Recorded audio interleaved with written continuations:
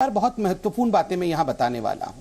सबसे पहले तो मैं आपको बता दूं कि हिंदुस्तान में आज भी एक ऐसा राज्य है जहां यूनिफॉर्म सिविल कोड है। गोवा में यूनिफॉर्म सिविल कोड है और वहां किसी प्रकार से धर्मों के बीच में पार्थक्यता नहीं है। दूसरी बात है, देखिए, हम और आप डिबेट कर सकते हैं, हम और आप एक दूसरे से सहमत या असहमत भी हो सकते हैं, मगर बाबा साहेब अंबेडकर ने क्या कहा है उसको एक बार जान लेना चाहिए, पढ़ लेना चाहिए। बाबा साहेब अंबेडकर ने कहा, और मैं अंग्रेजी में जो हूबहू उन्होंने कहा है उसे कोट करता हूं। I personally do not understand why religion should be given this vast, expansive jurisdiction so as to cover the whole of life and prevent the legislature from encroaching upon that field. After all, what are we having this liberty for? We are having this liberty in order to reform our social system, which is so full of inequalities, discriminations and other things which conflict with our fundamental rights. ये बाबा साहब ने खुद कहा है, तो मैं और रहमानी जी कितने भी लड़ ले, हमसे बड़े तो बाबा साहब है ना।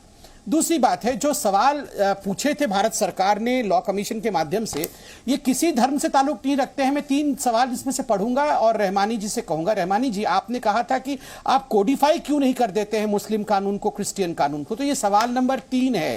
मैं सवाल नंबर 3 पढ़ रहा हूं। Do you agree that the existing personal laws and customary practices need codification and that would benefit the people? Yes. No. Personal laws and customary practices should be replaced by a uniform code. And last option है, personal laws and customary practices should be codified to bring them in line with fundamental rights. तो ये भी सवाल पूछा गया है।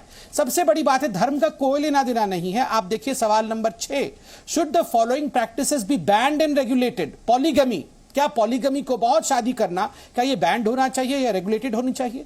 Polyandry, क्या महिला बहुत सारे हस्बैंड्स रखे, ये बैंड होना चाहिए या रेगुलेटेड होना चाहिए? और देखिए, ये मुसलमानों के लिए नहीं है, ये हिंदू के लिए भी है। ये सी में पूछा गया है। Similarly customary practices such as maitri karar, Gujarat में कुछ कम्युनिटी में मैत्री करार होता है, अर्थात पति अगर चाहे तो अपनी पत्नी के शादीशुदा होते हुए, पत्नी के साथ रहते हुए भी एक दूसरी महिला के साथ मैत्री करार करके वो उस महिला को घर पे ला सकता है। तो क्या ये फ्रेंडशिप डीड या मैत्री करार होना चाहिए या इसे भी हमें एबॉलिश कर देना चाहिए, बैन या रेगुलेट? ये सब सवाल पूछे गए हैं। इसमें क्रिश्चियन महिलाओं के लिए पूछा गया है, do you agree that the 2-year period of wait for finalizing divorce violates Christian women's right to equality?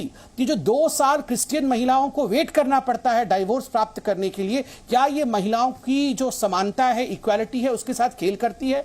और सबसे बड़ी बात है, मैं आदरणीय रहमानी जी को कहना चाहूंगा। रहमानी जी, देखिए, हिंदुस्तान तो एक सेक्युलर कंट्री है।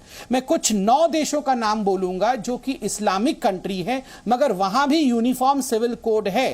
टर्की में यूनिफॉर्म सिविल कोड है, इजिप्ट में यूनिफॉर्म सिविल कोड है, सुदान में यूनिफॉर्म सिविल कोड है, लेबनान में है, जॉर्डन में है, सीरिया में है, तुनीशिया में है, मोरक्को में है, अल्जीरिया में है, ईरान में है। यहां तक कि पाकिस्तान और बांग्लादेश में भी पॉलीगमी को लेकर काफी ज्यादा उसको रेगुलेटरी बनाया गया है, डाइवोर्स के प्रोसीजर को भी रेगुलेट किया गया है। मतलब इस्लामिक कंट्रीज में जहां शरिया कानून अमूमन पालन होना चाहिए, वहां यूनिफॉर्म सिविल कोड है, तो हम आपस में क्यों लड़ रहे हैं? बिल्कुल सही कहा अश्विनी जी ने, इसका धर्म से कोई लेना देना नहीं है। ये मॉडर्नाइजेशन है, ये हिंदुस्तान को आधुनिकता की ओर ले जाना, एक मत्ता की ओर ले जाना, समान विचार की ओर ले जाना।